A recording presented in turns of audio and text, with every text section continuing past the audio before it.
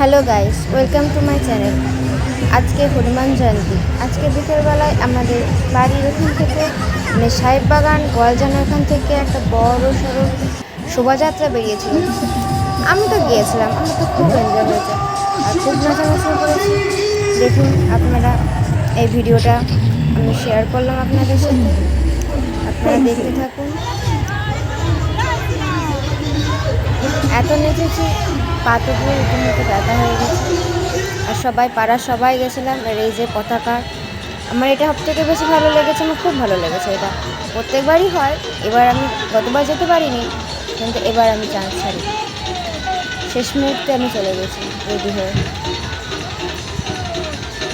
এটা আমার খুবই পছন্দ হয়েছে, খুবই।